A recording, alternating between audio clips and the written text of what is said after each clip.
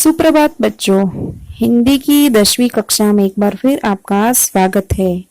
आशा करती हूँ आप सभी खुश होंगे और सुरक्षित होंगे। आज हम सीखने वाले हैं हमारा 5वां पद्य, जिसका नाम है मीरा के पद, जिसकी कवयित्री है मीराबाई, जिनका जन्म 1498 और निधन सन 1563 में हुआ।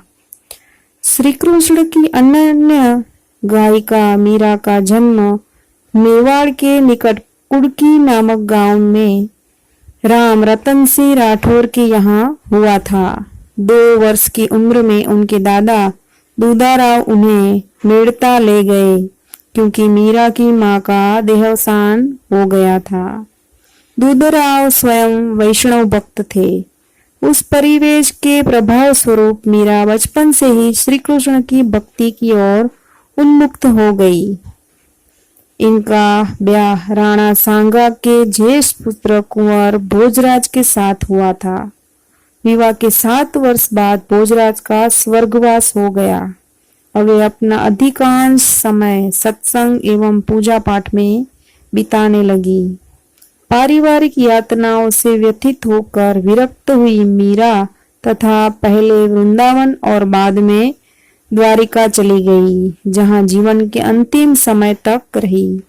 मीरा का रचित पद मीरा पदावली के नाम से प्रकाशित रूप में प्राप्त है। अपने आराध्य गिरधर गोपाल की विलक्षण रूप छटा के प्रति उनकी अनन्य आसक्ति उनके भावधाराओं में बह चली है। यहाँ पर संकलित पहले पद में श्री कृष्ण प्रेम दीवानी मीरा संग्रह संसार को छोड़ साधु संतों के साथ रहकर कृष्ण भक्ति में लीन हो जाती है और लौकिक मोह का त्याग करके अपने आराध्य श्री कृष्ण के अनन्य भक्ति भाव में डूब जाती है। दूसरे पद में मीरा ने श्री कृष्ण नाम रूपी रत्न की प्राप्ति से उत्पन्न असीम आनंद को अभिव्यक्त करने का प्रयत्न किया है और सद्गुरु को पाकर भवसागर पार उतरने का आनंद कवयित्री को भाव विभोर कर देता है। तीसरे पद में श्री कृष्ण में मतवाली मीरा ने संसार का त्याग की चरम सीमा तक पहुंचकर गिरधर नागर की शरणागति को स्वीकार किया है। तो आइए इन तीनों पदों को विस्तार से देखते हैं। मेरे तो गिरधर गोपाल दूसरा न कोई साधो सकल लोक जोई। भाई छोड़या बंधु छोड़या सगा सोई।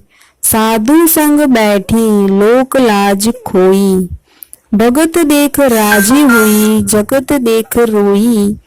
असुवन जल सींच सींच प्रेम बेली बोई। दधी मथी द्रुत काढ़ी लियो डार दई छोड़ी। राणा विष को प्यालो भेजियो पिय मगन होई।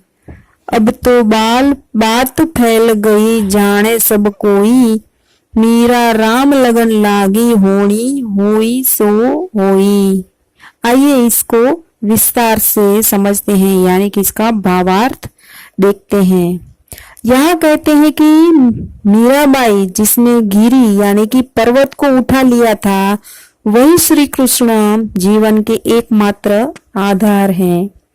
हे महानुभावों, मैंने सारा संसार छान मारा, श्री कृष्ण के अतिरिक्त मेरा कोई दूसरा नहीं है। वे कहती है कि भगवान श्री कृष्ण के लिए मैंने अपनी भाई बंधु तथा सभी रिश्तेदारों को छोड़ दिया और साधु संतों के पास बैठकर लोक लाज भी मैंने खो दी। यानी कि संसार में जो साधु संतों के पास बैठता है उसको ऐसा समझा जाता है कि उसने अपनी लोक लाज यानी कि मर्यादा भी खो डाली है।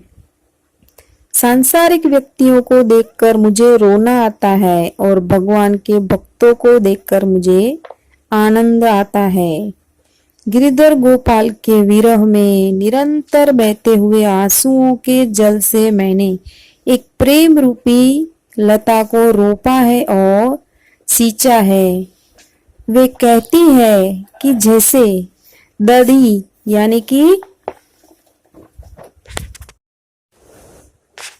यानी कि दही को मथकर घी निकाल लेने के बाद मथानी को एक ओर रख दिया जाता है। वैसे ही मैंने इस भवसागर को मंथन कर श्री कृष्ण के प्रेम रूपी सारा तत्व एकत्र कर लिया है और सांसारिकता को किनारे रख दिया है। मीराबाई कहती है कि राणा ने जहर का प्याला भेजा था, पर उसे मैंने खुशी खुशी पी लिया।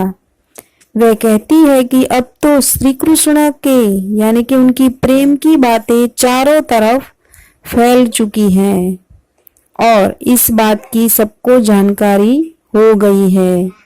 मीराबाई कहती है कि अब तो भगवान से उनकी लगन लग गई है, यानी कि भगवान से प्रेम हो गया है। जो होना होगा वही होगा। पहली 4 पंक्तियों में यही दर्शाया गया है। बाकी की 2 पंक्तियां हम अगले वीडियो में समझेंगे। आशा करती हूँ इतना आपको अच्छे से समझ में आ गया होगा। धन्यवाद।